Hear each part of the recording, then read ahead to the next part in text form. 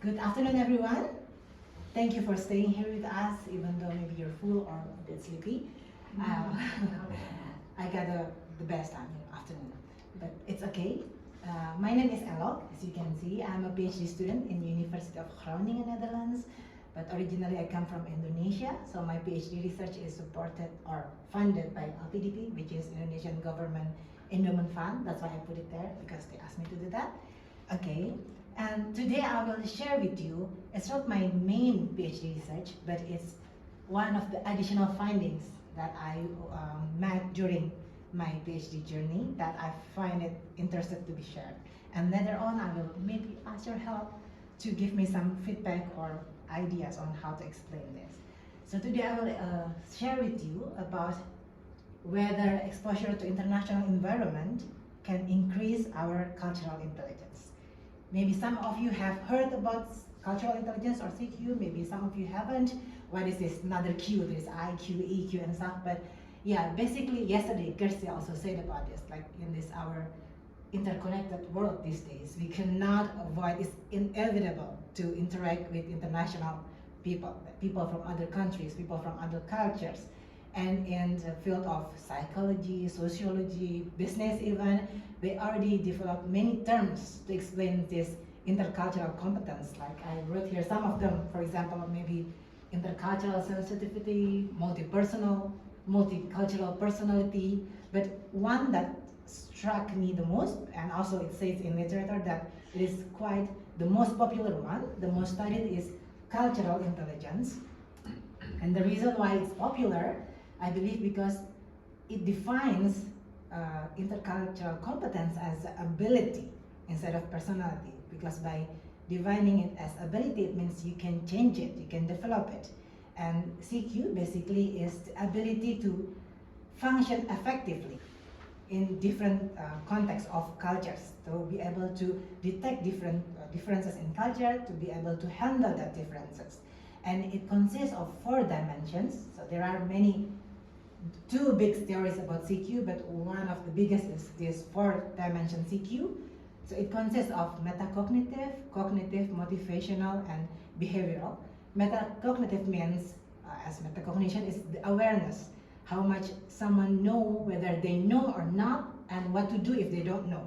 Cognitive, of course, the knowledge about the cultures and different cultures. Motivational is also ability, which is ability to direct oneself to learn about new cultures, ability to direct oneself to pay attention to differences, because shrug differences under the rug doesn't help. It needs some ability to be able to say, yes, we are different, but we can work on that. That's motivational CQ. And behavioral is the ability to perform the correct or the culturally appropriate behavior in different contexts. My main research in my PhD actually is about international students adjustment. So during my research, I found that CQ is one of the factors that can influence adjustment positively, which at the end, it will help international students to perform better in academic, which is one of the main goals why they go abroad, right? To have better academic performance. It will also lead to higher satisfaction, and it will lessen the problematic psychological conditions like loneliness or anxiety or feeling strange, feeling stress, depression. So it can be helped indirectly with good CQ. That's why then I want to know more about this variable. And according to the literature review that I have conducted, there are some factors that is hypothesized or proposed to affect CQ. But one of the factors that I'm interested in is international exposure. Why? Because previous research defined international exposure differently. Some divide it as traveling abroad is international exposure. Some say it's not enough, it must be at least short-term program study, like 3 months, 3 weeks. Some say that's not enough, at least 6 months study. Some say working abroad is international exposure. Some say it doesn't have to be abroad, it can be in your hometown, but with international communities. So there are many definitions on international exposures, and there are, of course, because the definitions are varied, the results are also varied. So I'm here to retesting whether international environment exposure can influence cultural intelligence. And in my research, with all of the limitation, I chose two kind of international exposure. The first one is the experience of living abroad for minimum 6 months. If you have heard about the graphic of adjustments abroad, usually people starting to feel like not being at home, being challenged after 4 months above. So usually, but it's not always happen, but usually it's believed that after 6 months they will get more adjusted. So that's why I chose the period of 6 months, at least for minimum staying abroad. And the second one is attending international education. But of course, I will say later that is also a limitation, because I didn't really specify what is international education. It's just based on the students' interpretation of what international education is.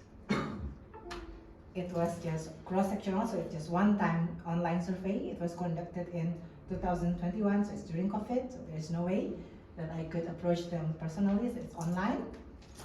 And I approached around 500 Indonesian students, but at the end I only got 359 survey back from Indonesian students studying abroad. The countries are the top 10 countries visited, or the top 10 destination of Indonesian students. And I used the CQS developed by Ang and Dine and friends. It's 20 items. It has 20 items with 7-point Likert scale, which asks participants to rate whether the conditions are agreeable to them. The example of the items, for example, is I understand how people in different culture interact, or I know how to change my tone when I'm speaking with people from different culture. Those are the examples of the item. It has good reliability index. Maybe I'm too fast. And the result is, I don't know if you can see it because it's too small, but the number is not really there. Basically, I have more students that have never lived abroad before. However, I have conducted the live-in test, and both groups has equal variances, so they could be compared. And most of them, the reason they stayed abroad before is also for studying, actually. But there are also other reasons, like joining family, intercultural or exchange students, or working, or just others non-specified reasons. And if you can see in the table, the results table over there, actually, even though the CQ, the number of the level of the CQ of the student that lived abroad before is a bit higher, but the difference is not significant between the group that have lived abroad before and the one that has never lived abroad before. However, we did find a little slight significant differences in their metacognitive and motivational CQ, only on those two. So for CQ, you can measure them as a whole concept, but you can also measure every dimension independently. So that was the first result. So my hypothesis that students who live abroad before for a longer period of time will have higher CQ was not actually supported, only partially supported for metacognitive and motivational. And what's more interesting is there is no significant differences between students who had ever attended international education and not. In my participants, it's actually quite similar, equal, because there were 40% of students that have ever taken or attended international educations. Most of them did it in previous higher education level, so probably master students who took their bachelor study abroad, and smaller percentage was during their high school, and even smaller did it both high school and in university. But there was no significant difference in all dimensions. I conducted a bit additional analysis. I tried to correlate between the age and the CQ, also between the level of education, because the students here consist of bachelor, master, and doctoral students. Indeed, there were significant positive correlation between age and most of CQ dimension, including CQ in general. And there were also differences in metacognitive, in CQ, in overall, metacognitive and motivational CQ between students from different level of education, with bachelor and master and doctoral students were higher than bachelor students, but there was no difference between master and doctoral students. Those basically the result that I got. Now this is the discussion that I want to discuss it. So why did that happen? From my attempt to explain, I had several hypotheses of why that happened. The first one, of course, I thought, and also some literature say that maybe students who have ever lived abroad before already had the knowledge about, okay, you will meet different people, that's why they are more aware, that's why their metacognitive is higher. And they're more motivated because they have experienced it before. That they knew that if you don't try to get to know the other cultures, then you won't get accepted. Maybe that's why. But on the other hand, why their general CQ, cognitive or behavioral CQ were not different, maybe because at the same time, because the impact of living abroad or exposure, it depends on the quality of the exposure itself. And I didn't dig deeper into the quality. I mean, they did live abroad, but I didn't ask whether they live abroad with the local or did they live in the expatriate bubble, because it will give very different experience, right? Or whether they went to the international schools or whether they went to the international, which only consists of the expatriate students, for example. So it could give different kind of experience. That may explain why their CQ didn't increase significantly compared to the one who has never went abroad. And also because I found the relationship between CQ with age and level of education, so I also assume that maybe even though they have no experience, but the groups that are older, maybe they develop by themselves the cultural intelligence by their experience throughout the time, by the experience like dealing with different people, maybe in their local community, but still with many differences, with many diversity, and also because they are all college students. So I assume that they have the capacity to learn by themselves about intercultural skill, and also they have more chances to get trained in school, for example, because they're all higher education students. That's my hypothesis. And for the why attending international education didn't increase CQ, I proposed the possibility that first, like I mentioned before, I didn't specify the definition of international education in my questions. It could be you go abroad and study in international schools, or you stay inside your country and go to international schools with different people, or there are also international schools in your country, but actually it's all just local people speaking English. That can also be called international education, so that could happen. And also maybe because the variation of the time they attended the education. Some of these students, like I didn't show you there, but if I can just explain to you that the age range was from 18 to 42 years old. So it's quite big age range. So some of them may have taken the international education like 10 years ago. Some of them just take it like last year. So again, even though they had taken the international education, maybe the effect didn't last that long. And that's just my hypothesis.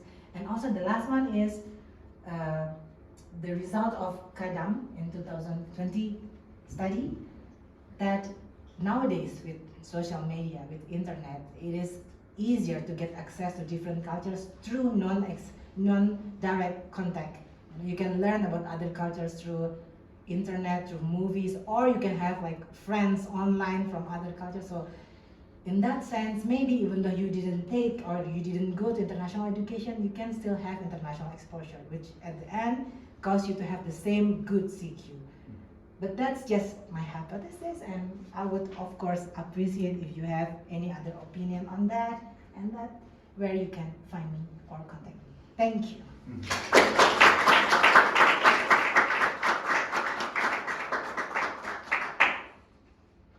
comment? Question? Yes.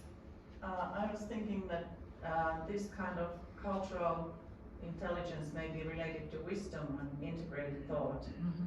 And Paul Baltus and Ursula Staudinger have been looking at large group of German people and their development, and it was interesting. It was not the age, and it was not necessarily even the experience. So housewives and those who were medical doctors and those who had been in a concentration camp, they didn't necessarily learn from the experience, but there's one variable that was predicting development of wisdom, and it was the cognitive style. Or also kind of personality feature related to openness to new things.